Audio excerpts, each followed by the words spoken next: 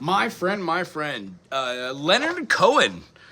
Leonard Cohen, Jeff Buckley, Rufus Wainwright, Wago Howard? No, not like that. That would be extremely vain. Many people have done Hallelujah. This is a great song. If you're trying this for the first time, go slow and then maybe play it in a couple different keys. Once you get this progression and you can work on it in a bunch of different keys, it's wonderful to modulate it at the end. Let's see if we get there at the end here. For this song, we're going to play in the key of D major, E minor, F sharp minor, G major, A major, B minor, A7 or C sharp diminished. They both have the same kind of feeling, and then they go right back to D. Outside of the chord of just those, we would have a full bar for our B minor 7. We also have an A7 that we distinctively called the C sharp diminished before.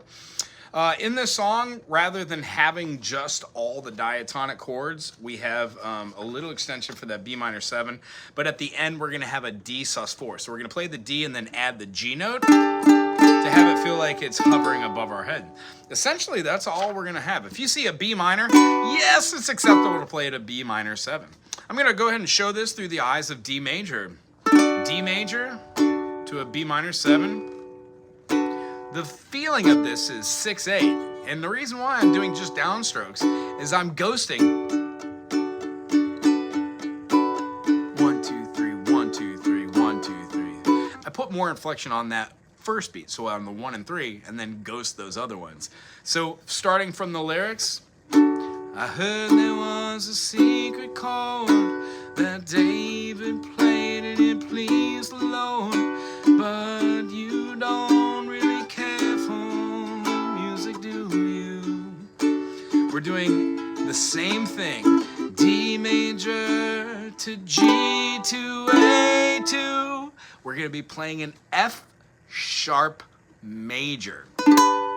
When we play an F sharp major, it looks like a G major and an F major, but we're going to be going up a half step and barring.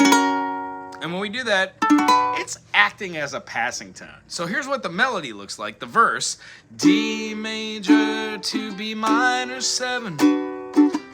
D major to B minor, or B minor 7. G major, then to an A7. Then back to D. Back to D and A, 1 to 5. Our D goes to G, the 4, then to the 5. It finds itself back at the minor, to the 4, then the 5, and it goes to a raised third scale position and makes it a major, and then goes to a B minor, and then it drops it down into the G for the chorus. Hallelujah. B minor. Hallelujah. G major. Hallelujah. Down to the D. Hallelujah.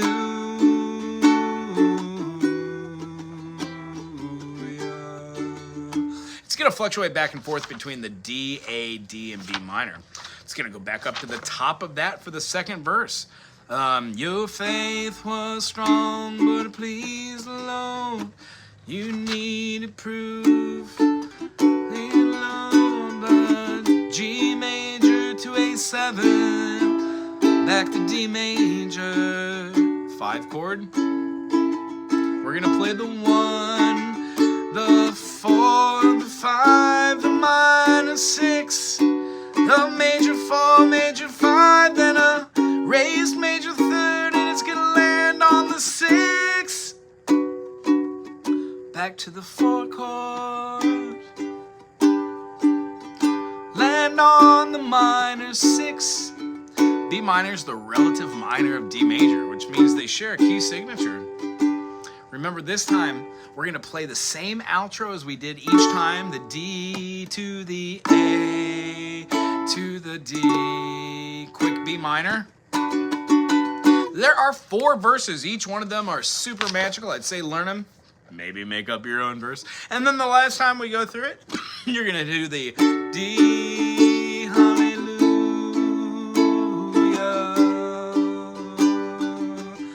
hallelujah, hallelujah.